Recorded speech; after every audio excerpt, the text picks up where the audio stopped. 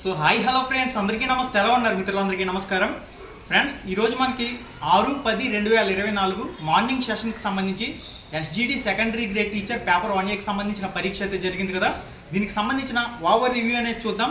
అసలు ఏమేమి ప్రశ్నలు అనేవి రావడం జరిగింది, ప్రశ్నపత్రం ఎలా రావడం జరిగింది, దీనికి సంబంధించిన కంప్లీట్ డీటెయిల్స్ అన్ని కూడా ఈ వీడియో ఎక్స్ప్లెయిన్ చేసే ప్రయత్నం అయితే చేస్తాను. మీకోసం కష్టపడి ఈ వీడియో చేయడం జరుగుతుంది కాబట్టి ఖచ్చితంగా ఈ వీడియోని లైక్ చేయండి, మీ ఫ్రెండ్స్ అందరూ కూడా షేర్ చేయండి. ఫస్ట్ ఆఫ్ ఆల్ మనం చూసినట్లయితే పేపర్ అనేది గత 2022 అదేవిధంగా 2024 జగనన్న టెట్ మాదిరిగా అయితే లేదు. క్లిష్టత అయితే కాస్త పెరిగిందని చెప్పుకోవచ్చు, మరీ బాగా కష్టంగా ఉందని చెప్పలేం. అయితే మనకి ఇక్కడ పేపర్ అనేది ప్రామాణికత మెయింటైన్ చేస్తున్నారు. ఓకే, మరీ డెడ్ ఈజీగా లేదు, కష్టంగా లేదు, పేపర్ మధ్య స్థాయిలో ఉంది. అంటే మనకి ఇక్కడ ముఖ్యంగా ఇంగ్లీష్ సబ్జెక్ట్ అనేది బాగా ఈజీగా వచ్చింది, ఎవరైనా సరే ఈజీగా చేయగలుగుతారు. ఇంగ్లీష్ పై కాస్త అవగాహన ఉంటే చాలు ఆ ప్రశ్నలకు ఆన్సర్ చేసే విధంగానే ఇంగ్లీష్ సబ్జెక్ట్ అనేది ఉంది. అసలు ఏం ప్రశ్నలు వచ్చాయి వాటి గురించి కూడా చెప్తాను క్లారిటీగా. ఇక మనకి తెలుగు సబ్జెక్టుకి సంబంధించి కూడా మీరు ఆ తెలుగు సబ్జెక్ట్ పై పట్టు సాధించి ఉన్నారంటే ఖచ్చితంగా ఆ ప్రశ్నలన్నింటికి కూడా మీరు ఆన్సర్ అయితే చేయగలుగుతారు. ఇక మనకి సైకాలజీ సబ్జెక్ట్ విషయానికి వచ్చినట్లయితే గతంలో మాదిరిగా ఈజీగా అయితే లేదు, క్లిష్టత అనేది పెరిగిందని చెప్పుకోవాలి. సైకాలజీ సబ్జెక్ట్ అనేది మనకి ఆలోచించి ఆన్సర్ చేసే విధంగానే ప్రశ్నలు అయితే ఉన్నాయి. డైరెక్ట్గా జీన్ పియాజే నుంచి ప్రశ్న వచ్చేయడం కానీ, వైగోట్స్కీ టాపిక్ నుంచి ప్రశ్న వచ్చేయడం కానీ ఈ విధంగా లేదు. మనకి ఆ ప్రశ్న డెప్త్ అయితే అడుగుతున్నాడు. ఎవరైతే ఆ టాపిక్స్ అన్ని చదువు ఉంటారో, మన లైవ్ ఎగ్జామ్స్ అన్ని కూడా ప్రాక్టీస్ చేసి ఉంటారో వాళ్ళందరూ కూడా విశ్లేషణ పూర్వకంగా వాటికి అయితే ఆన్సర్ చేయగలుగుతారు. ఇక మనకి ఈవీఎస్ సబ్జెక్ట్ విషయానికి వచ్చినట్లయితే మ్యాచింగ్స్ రూపంలో ప్రశ్నలు అడుగుతున్నాడు. ఇటు సైకాలజీలో కానీ ఇటు ఈవీఎస్లో కానీ మ్యాచింగ్స్ అడుగుతున్నాడు.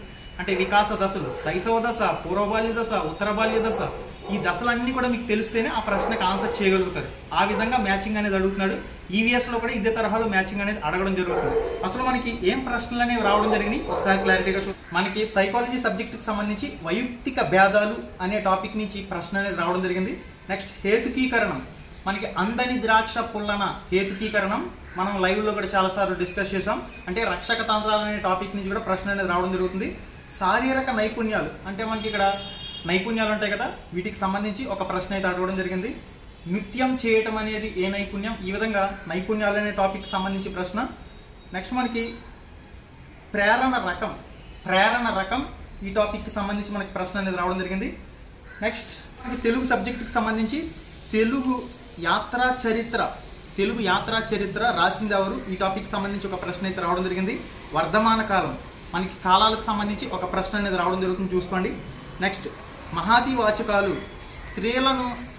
స్త్రీలను బోధించే పదాలని ఉంటుంది కదా, మనకి మహాతివాచకాలకు సంబంధించి ఈ టాపిక్ నుంచి ప్రశ్న అనేది రావడం జరిగింది.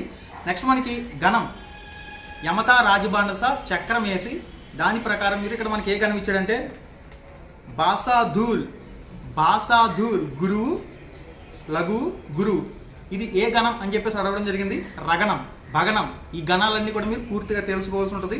నెక్స్ట్ నా బాల్యం అనే పాఠ్యాంశం యొక్క ఇతివృత్తం ఏమిటి, పాఠ్యాంశాలకు సంబంధించి ఇతివృత్తాలు కూడా అడుగుతున్నాడు. నా బాల్యం అనే పాఠ్యాంశానికి సంబంధించి ఇతివృత్తం అడిగాడు. వెండి గొలుసు వేయటమే కానీ తీయడం ఉండదు, ఇదేంటని చెప్పేసి అడిగాడు. అంటే మనకి ఇక్కడ ఇది జాతీయమా లేదా పొడుపు కథ, ఏంది కథ, దీని కథ ఏంటి, వెండి గొలుసు వేయటమే కానీ తీయటం ఉండదు. నెక్స్ట్ మనకి వలే, మనకి ఉపమేయం, ఉపమానం, ఉపమావాచకం, సమాన ధర్మం, ఈ విధంగా 4 ఉంటాయి కదా. సీతముఖం చంద్రబింబం వల్లే ప్రకాశిస్తుంది, దీన్ని మనం చేసినట్లయితే ఇక్కడ మనకి ఉపమావాచకం అంటే వలే, మనకి వలే ఇటువంటి పదాలు ఉంటాయి కదా, ఇవి మనకి ఉపమావాచకాలకు సంబంధించినవి. వీటికి సంబంధించి మనకు ఒక ప్రశ్న అయితే అడిగాడు.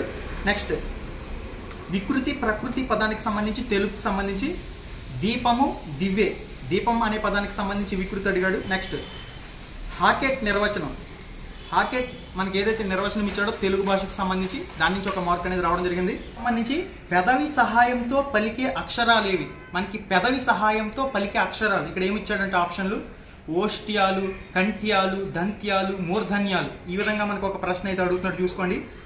దేశ చరిత్ర, దీనికి సంబంధించి విగ్రహవాక్యం అడిగాడు. దేశ చరిత్ర, దేశం కొరకు చరిత్ర, దేశం యొక్క చరిత్ర, ఈ విధంగా ఆప్షన్లు అయితే ఇచ్చాడు. సమాసానికి సంబంధించి ఒక ప్రశ్న అనేది రావడం జరుగుతుంది, చూసుకోండి. ఈశ్వర్ భాయ్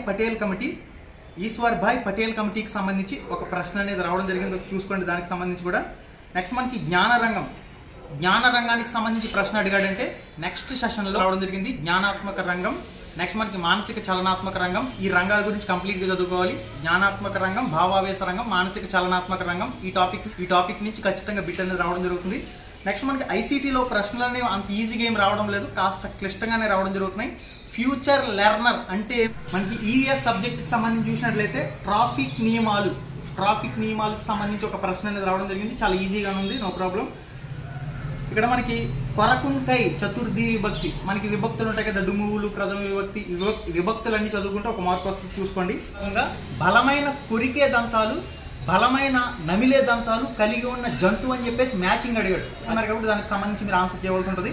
నెక్స్ట్ పెగ్ బోర్డ్, మనకి చెక్క బోర్డుకి రంధ్రాలు చేయడం, మనకి ఇక్కడ పెగ్ బోర్డుకి సంబంధించి అడిగాడు. మనకి నెక్స్ట్ ప్రధాన సంఖ్యలు అనే టాపిక్ సంబంధించి కూడా బిట్ అనేది రావడం జరిగింది. మ్యాథమెటిక్స్కి సంబంధించి మ్యాథ్స్ ఎవరైతే చేయగలుగుతారో వాళ్ళు చేసే విధంగానే ప్రశ్నలు అనేవి రావడం జరిగినాయి.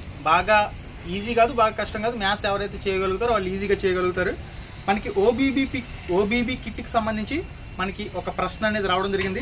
నెక్స్ట్ మూల్యాంకనం, మనకి ఏదైతే మెథడాలజీలో భాగంగా ఉంటుందో మూల్యాంకనం అనే టాపిక్ సంబంధించి కవర్ చేసే విధంగా ప్రశ్న అనేది రావడం జరిగింది. డెజావ్ అంటే ఫ్రెంచ్ భాషా పదం, ఇది మనకి సైకాలజీ సబ్జెక్ట్కి సంబంధించి.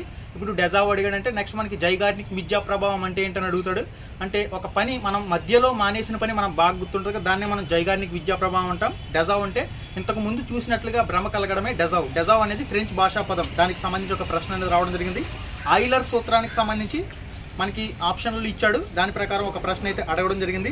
నెక్స్ట్ మనకి ఇంగ్లీష్ సబ్జెక్ట్ విషయానికి వచ్చినట్లయితే యాంటోనియం, సక్సెస్ అనే పదానికి వ్యతిరేక పదం ఫెయిల్యూర్. చాలా ఈజీగా ఉంది ఇంగ్లీష్ సబ్జెక్ట్ విషయానికి వస్తే.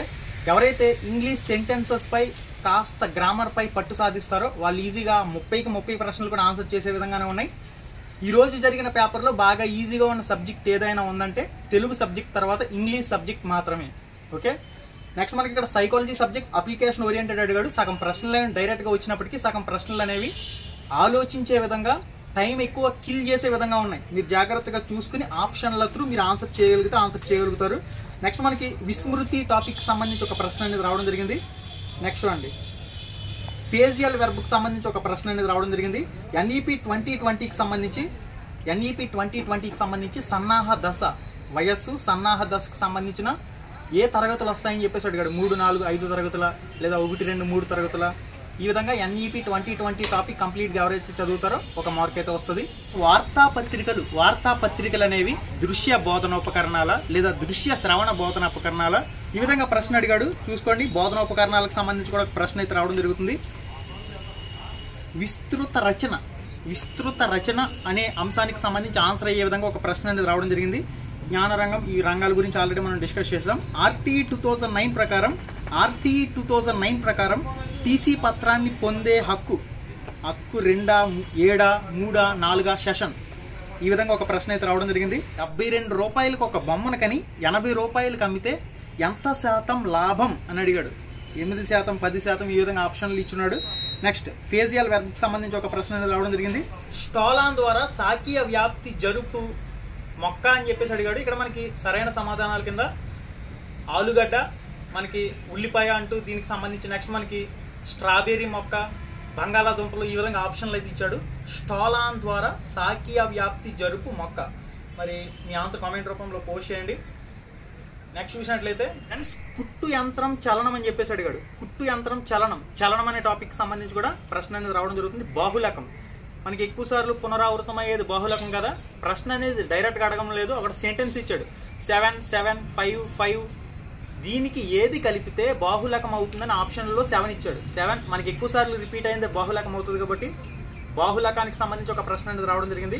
ఇక్కడ అంకమధ్యమం, మధ్యగతం, బాహుళకం, ఈ టాపిక్లు అయితే కంపల్సరీగా చూసుకోండి. మ్యాథమెటిక్స్కి సంబంధించి ఒక ప్రశ్న అనేది రావడం జరుగుతుంది. షడ్భుజి యొక్క భ్రమణ సౌష్ఠవ పరిమాణం, క్రమ షడ్భుజి యొక్క భ్రమణ సౌష్ఠవ పరిమాణం అని చెప్పేసి ఇక్కడ ఆప్షన్లో 4, 5, 6, 0 ఈ విధంగా ఇవ్వడం జరిగింది. కాంపౌండ్ సెంటెన్స్ అని చెప్పేసి ఉంటుంది కదా ఇంగ్లీష్లో, కాంపౌండ్ సెంటెన్స్, ఈ టాపిక్ సంబంధించి ప్రశ్న అనేది రావడం జరిగింది. మనకి ఇక్కడ ఇంప్రాపరేటివ్ సెంటెన్స్, డిక్లరేటివ్ సెంటెన్స్, ఈ విధంగా సెంటెన్సెస్ అయితే ఉంటాయి కదా, మనకి ఆశ్చర్యాధికాన్ని కలిగించేది, ఇన్వెస్టిగేషన్ చేసే ఇంట్రాగేటివ్ సెంటెన్స్ అంటారు. ఈ టాపిక్ నుంచి మనకు ఒక ప్రశ్న అనేది రావడం జరిగింది. ఇంప్రాపరేటివ్, డిక్లరేటివ్ సెంటెన్సెస్ సంబంధించి చదువుకోండి, ఒక మార్క్ అనేది రావడం జరుగుతుంది. నెక్స్ట్ మనకి దశలు, పూర్వ శైశవ దశ, ఉత్తర శైశవ దశ, కౌమార దశ, ఎరిక్సన్కి సంబంధించి ప్రశ్న అనేది డెప్త్గా అడుగుతున్నాడు. టాపిక్ పై పూర్తి అవగాహన ఉంటే మాత్రమే చేయగలరు, క్లారిటీగా చూసుకోండి. ఓవరాల్గా మనం చూసినట్లయితే ఈరోజు టెట్ ప్రశ్నాపత్రం ఏ విధంగా ఉందంటే గత 2022 అంత డెడ్ ఈజీ శుద్ధపప్పు ప్రశ్నాపత్రంలో అయితే లేదు. ప్రశ్నాపత్రం స్టాండర్డ్ మెయింటైన్ చేస్తున్నారు. ఎవరైతే టెక్స్ట్ బుక్లు చదివి మన లైవ్ ఎగ్జామ్స్ కానివ్వండి, మన యూట్యూబ్ ఛానల్లో ఉన్న వీడియోస్ కానివ్వండి, అవన్నీ కూడా స్టాండర్డ్గా ఫాలో అవుతూ గత అన్ని రోజులు జరిగిన లైవ్ ఎగ్జామ్స్ ఎవరైతే చూస్తారో వాళ్ళు ఈజీగా సైకాలజీకి సంబంధించి కానీ, తెలుగుకి సంబంధించి కానీ, ఈవీఎస్కి సంబంధించి కానీ, మ్యాథ్స్కి సంబంధించి కానీ, మనకి ఇంగ్లీష్కి సంబంధించిన కానీ ప్రశ్నలపై ఈజీగా మ్యాక్సిమం 25 వరకు ఆన్సర్ చేసే విధంగానే ఉన్నాయి. మిగిలిన ఫ్రెండ్స్, ఇప్పుడు టెట్లో ఎక్కువ మార్కులు రావాలంటే ఏం చేయాలి? ఫస్ట్ ఆఫ్ ఆల్, టెట్లో ఎక్కువ మార్కులు రావాలంటే మీరు ప్రశాంతంగా పరీక్ష కేంద్రానికి చేరుకుని నీట్గా ప్రశాంతంగా పరీక్ష రాయాలి. మీరు టెన్షన్ పడ్డారంటే ఆ వచ్చి 120, 130 మార్కులు కూడా పోతాయి. మీరు ఎంత ప్రశాంతంగా పరీక్ష రాస్తే అన్ని ఎక్కువ మార్కులు పెరుగుతాయి. ఎందుకంటే ప్రశ్నాపత్రం ఎలా ఉందంటే సైకాలజీకి సంబంధించి 15 ప్రశ్నలు డైరెక్ట్గా టాపిక్స్ నుంచి వచ్చినప్పటికీ కణా ప్రశ్నలు ఎలా ఉన్నాయంటే అప్లికేషన్ టైప్లో ఉంటాయి. మీరు ఆలోచించి చేసే ఆన్సర్ ఖచ్చితంగా రైట్ అవుతుంది. ప్రశ్నలు అనేవి ఆ విధంగా ఉన్నాయి కాబట్టి మీరు ఈజీగా ఆన్సర్ చేసే విధంగానే ఉన్నాయి. తెలుగు సబ్జెక్ట్ విషయానికి వచ్చినట్లయితే ప్రత్యేకంగా చెప్పవలసిన అవసరం లేదు. మన లైవ్ ఎగ్జామ్స్ ఫాలో అయిన వాళ్ళు 30 out of 30 ఈజీగా ఆన్సర్ చేయగలుగుతారు. ఇంగ్లీష్ కూడా ఈజీగా ఆన్సర్ చేయగలుగుతారు. మ్యాథ్స్పై ఎవరికైతే మ్యాథ్స్ చేసే నైపుణ్యం ఉంటుందో వాళ్ళైతే 30కి 30 ఆన్సర్ చేయగలుగుతారు. ఎవరికి సంబంధించి నెగిటివ్ మార్కుల విధానం లేదు కాబట్టి మీరు ఈజీగానే మీరు ఆప్షన్ల త్రూ వెళ్ళి ఆన్సర్ అయితే చేయొచ్చు. ఓవరాల్గా చూసారు కదా, పేపర్ విషయానికి వచ్చినట్లయితే మధ్యస్థాయిలో ఉంది. ఓవరాల్గా చూసారు కదా, ఎవరైతే ప్రశాంతంగా నీట్గా పరీక్ష రాస్తారో ఖచ్చితంగా మార్క్స్ అనేవి ఇంక్రీజ్ అవుతాయి. ఎవరైతే కోచింగ్లు తీసుకుని ఎవరైతే టెక్స్ట్ బుక్లు చదివి ఉన్నారో మీరు ప్రశాంతంగా రాయండి. పరీక్ష అనేది మీకు ఈజీగా 135+ స్కోర్ చేసే విధంగా ఉంది. ఎవరైతే సగం సగం ప్రిపేర్ అవుతారో, మధ్యస్థాయిలో ప్రిపేర్ అవుతారో మీరు క్వాలిఫై అయ్యే విధంగా పేపర్ అనేది ఉంది. ఎవరైతే మంచిగా ప్రశాంతంగా పరీక్ష రాస్తారో 120+ స్కోర్ చేసుకునే విధంగానే పేపర్లు అనేవి రావడం జరుగుతాయి. మరి 145, 140 ఈ రేంజ్లో ఎక్స్పెక్టేషన్స్ అయితే పెట్టుకోవద్దు. ఓకే గైస్, అందరికీ ఆల్ ద వెరీ బెస్ట్. మళ్ళీ వీడియోలో మళ్ళీ కలుసుకుందాం. హై ఫ్రెండ్స్, ఎలా ఉన్నారు? మీరు కానీ ఫస్ట్ టైం మన ఛానల్కి వచ్చినట్లయితే ఇక్కడ కనిపిస్తుంది కదా ఎర్రటి రెడ్ కలర్ సబ్స్క్రైబ్ బటన్ మీద క్లిక్ చేసి పక్కనే ఉండే గంట సింబల్ని ఆల్ అని చెప్పేసి క్లిక్ చేసుకుని ఉంచుకోండి. మన ఛానల్లో పోస్ట్ చేసే ఎటువంటి అప్డేట్ అయినా మీరు మిస్ కాకుండా చూసే అవకాశం అయితే ఉంటుంది. Thank you.